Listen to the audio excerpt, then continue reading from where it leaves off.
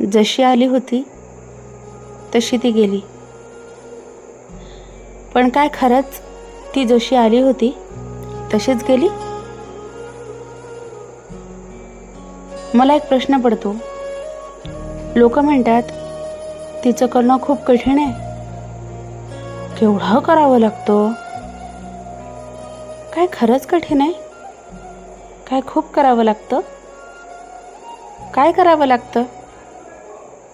जेवढं आपण आपली मुलगी माहेरी आल्यानंतर करतो ना, त्याहून कमीच करावं लागतं.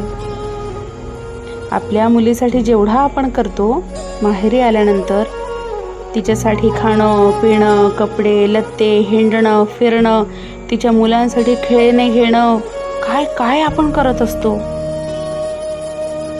पण तेवढं तर हिच्यासाठी करावंही लागत नाही.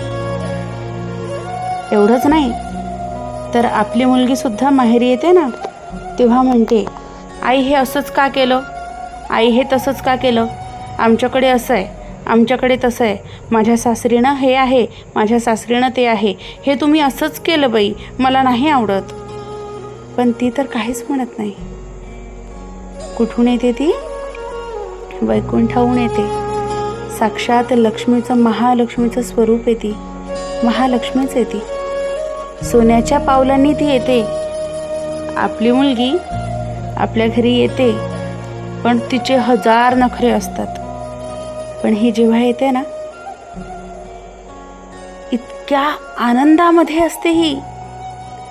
मला काहीच नको, काहीच नको, मला बस बसू द्या, आराम करू द्या. माझ्या माहेरी मी आले आहे. जगाचा संपूर्ण कारभार पाहून मी थकली आहे, शिणली आहे. आता बस 1.5 दिवस 2 दिवस मला आराम करायचा आहे. काहीही करा, कसंही करा, मला आराम करू द्या. काय मागते होती? हे तर सगळं आपण करतो.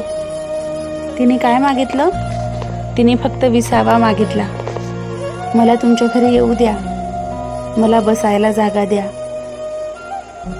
काहीच नको, काहीच देऊ नका मला. मला काय द्या? का? कारण ती तिच्या माहेरी आली आहे. तिने काय मागितलं? ज्वारीच्या पिठाचं ताकात आंबवलेलं आंबील हे तिने मागितलं. तिने काय मागितलं? अंबाडीची भाजी आणि भाकरीचा नैवेद्य. तिने काय मागितलं? मुगाच्या डाळीची खिचडी हे तिने मागितलं. ज्वारीच्या पिठाच्या गुळाच्या पाण्यामधल्या